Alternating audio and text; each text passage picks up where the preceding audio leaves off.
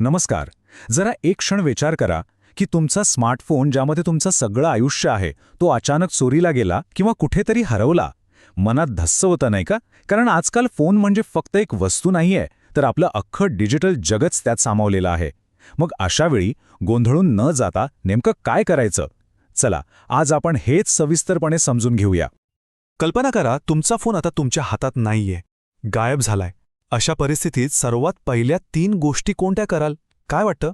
ही एक अशी सिच्युएशन आहे जिथे शांत राहून योग्य वेळी योग्य पावलं उचलणं खूप खूप महत्त्वाचं ठरतं. तर मग या परिस्थितीतून मार्ग काढण्यासाठी आपल्याकडे एक 6 स्टेप इमर्जन्सी प्लॅन आहे.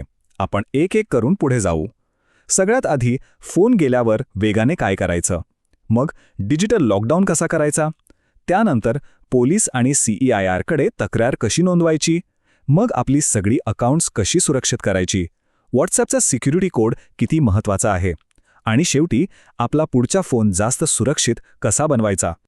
चला तर मग सुरुवात करूया पहिल्या भागापासून. फोन गेला, अजिबात वेळ घालवू नका. लक्षात ठेवा, इथला प्रत्येक मिनिट महत्त्वाचा आहे. सगळ्यात पहिली आणि महत्त्वाची गोष्ट, शांत रहा. पॅनिक होऊन काहीच होणार नाहीये. उलट तुम्ही जितक्या वेगाने आणि शांतपणे कृती कराल तितकी तुमचा फोनच्या गैरवापराची शक्यता कमी होईल. तुमची स्पीड हेच तुमचं सगळ्यात मोठं शस्त्र आहे. आता वळूया दुसऱ्या भागाकडे. First moves, digital lockdown. म्हणजेच आपलं पहिलं काम आहे आपलं डिव्हाइस आणि आपलं सिम कार्ड लॉक करणं. तर सगळ्यात पहिलं काम आहे दुसऱ्या कुठल्याही डिव्हाइसवरून तुमचा फोन रिमोटली लॉक करणं. समजा तुमच्याकडे अँड्रॉइड फोन आहे तर लगेच google.com/android/find या वेबसाईटवर जा. तिथे तुम्हाला सिक्युअर डिव्हाइस किंवा गरज वाटल्यास इरेज डिव्हाइसचं ऑप्शन मिळेल. आणि जर आयफोन वापरत असाल तर iCloud.com/find वर जाऊन लॉस्ट मोड ॲक्टिवेट करा किंवा इरेज आयफोन निवडा. या एका क्लिपने तुमचा सगळा पर्सनल डेटा सुरक्षित होतो. फोन तर लॉक केला, पण त्यानंतरचं पुढचं आणि अत्यंत महत्त्वाचं पाऊल आहे तुमचं सिम कार्ड ताबडतोब ब्लॉक करणं. या गोष्टीला अजिबात कमी लेखू नका. आता प्रश्न पडेल की सिम ब्लॉक करणं इतकं गरजेचं का आहे? कारण आजकाल आपले सगळे व्यवहार OTP वर चालतात.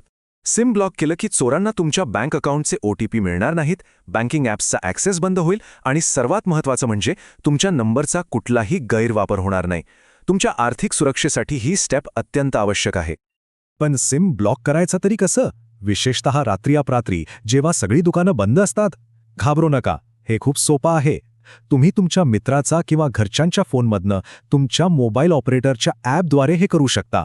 माय जिओ, एअरटेल थँक्स किंवा VI ॲप यापैकी कुठलंही ॲप वापरून तुम्ही घरबसल्या सिम तात्काळ ब्लॉक करू शकता. आता येतो तिसरा भाग, रिपोर्ट इट, पोलीस आणि CEIR. आता वेळ आहे या घटनेची अधिकृतपणे नोंद करण्याची. ही प्रोसेस 2 सोप्या टप्प्यांमध्ये विभागलेली आहे. पहिलं म्हणजे तुमच्या जवळच्या पोलीस स्टेशनमध्ये जाऊन किंवा आता तर ऑनलाईन ही FIR दाखल करता येते ती करा. आणि दुसरं, त्या FIRच्या कॉपीच्या आधारावर CEIR.gov.in या सरकारी वेबसाईटवर जाऊन तुमचा फोन ब्लॉक करण्याची विनंती नोंदवा. हे CEIR म्हणजे नेमकं काय आहे?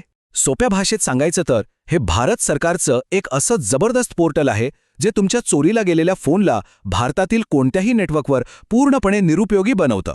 म्हणजे एकदा तुम्ही इथे तक्रार केली की तो फोन चोरासाठी फक्त एक खेळण्यातला डबा बनून राहतो. अर्थात CEIR वर तक्रार करण्यासाठी तुम्हाला काही गोष्टी लागतील. तुमचा मोबाईल नंबर, तुमच्या फोनचा IMEI नंबर जो तुम्हाला फोनच्या बॉक्सवर किंवा बिलावर सापडेल, आणि पोलीस तक्रारीची एक कॉपी. म्हणूनच फोन विकत घेतल्यावर त्याचा IMEI नंबर कुठेतरी जपून ठेवणं खूप महत्त्वाचं आहे. आता आपण आलोय चौथ्या आणि अत्यंत महत्त्वाच्या भागाकडे. तुमची सगळी डिजिटल खाती आता लगेच सुरक्षित करा. सुरुवात करा तुमच्या सर्वात महत्त्वाच्या अकाउंट्सपासून, म्हणजेच तुमचं Google किंवा Apple ID. अजिबात वेळ न दवडता पासवर्ड बदला आणि log out from all devices हा ऑप्शन निवडा. यानंतर लगेच नंबर लागतो सोशल मीडियाचा.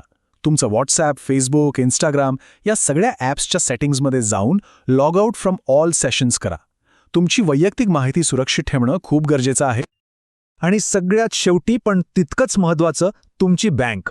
जर तुम्हाला थोडी जरी शंका आली की तुमच्या सिम किंवा OTPचा गैरवापर होऊ शकतो, तर 1 सेकंडही विचार न करता तुमच्या बँकेच्या हेल्पलाईन नंबरवर फोन करा आणि त्यांना सगळी कल्पना द्या. आता पाहूया 5वा भाग, व्हॉट्सॲपचा सिक्युरिटी कोड. हे तुमच्या सुरक्षेसाठी एक असा कवच आहे जे असायलाच हवं. हे 2 स्टेप व्हेरिफिकेशन नक्की आहे तरी काय? तर हा एक तुमचा स्वतःचा गुप्त 6 अंकी पिन असतो. याचा फायदा काय? तर समजा चोराच्या हातात तुमचं सिम कार्ड लागलंच, तरीही तो या पिनशिवाय तुमच्या व्हॉट्सॲपमध्ये अजिबात लॉग इन करू शकत नाही. आणि हे फीचर चालू करणं तर अगदी सोपं आहे. फक्त व्हॉट्सॲपच्या सेटिंग्जमध्ये जा, अकाउंटवर क्लिक करा, मग 2 स्टेप व्हेरिफिकेशन निवडा आणि तुमचा 6 अंकी पिन सेट करा. माझी तर शिफारस आहे की हे आजच्या आजच करून घ्या. आणि आता आपला शेवटचा 6वा भाग, तुमच्या पुढच्या फोनला भविष्यासाठी अधिक सुरक्षित बनवा. म्हणजे घटना घडल्यावर प्रतिक्रिया देण्यापेक्षा आधीच पूर्वतयारी कशी करायची ते पाहूया. भविष्यात अशी घटना टाळण्यासाठी काही सोप्या पण प्रभावी गोष्टी लक्षात ठेवूया. पहिली गोष्ट, IMEI नंबर कुठेतरी लिहून ठेवा, म्हणजे CEIR रिपोर्ट करणं सोपं जाईल. दुसरी गोष्ट, एक मजबूत पासवर्ड किंवा पिन ठेवा, जो कुणाला सहज ओळखता येणार नाही. तिसरी, पॉवर ऑफ लॉकसारखं फीचर चालू ठेवा, जेणेकरून चोर फोन बंदच करू शकणार नाही. आणि हो, ऑटो बॅकअप नेहमी चालू ठेवा, म्हणजे तुमचे महत्त्वाचे फोटो आणि कॉन्टॅक्ट्स नेहमी सुरक्षित राहतील. आणि जाता जाता आणखी काही महत्त्वाच्या टिप्स. तुमचा IMEI नंबर एखाद्या डायरीत किंवा कुठेतरी ऑनलाईन सुरक्षित लिहून ठेवा. गर्दीच्या ठिकाणी म्हणजे स्टेशन, मार्केटमध्ये फोनचा वापर जपून करा. आणि जर तुम्ही आयफोन वापरत असाल तर फाइंड माय नेटवर्क हे फीचर नक्की चालू ठेवा. याने तुमचा फोन बंद असला तरी तो कुठे आहे हे शोधता येतं. आता एक शेवटचा प्रश्न स्वतःला विचारा. तुमचा फोन आत्ता तुमच्या हातात आहे, बरोबर? पण तो खरंच पूर्णपणे सुरक्षित आहे का? आज आपण ज्या सुरक्षा उपायांबद्दल बोललो, त्यापैकी किती उपाय तुम्ही आधीच वापरत आहात? यावर नक्की विचार करा आणि आपल्या डिजिटल आयुष्याला सुरक्षित बनवा.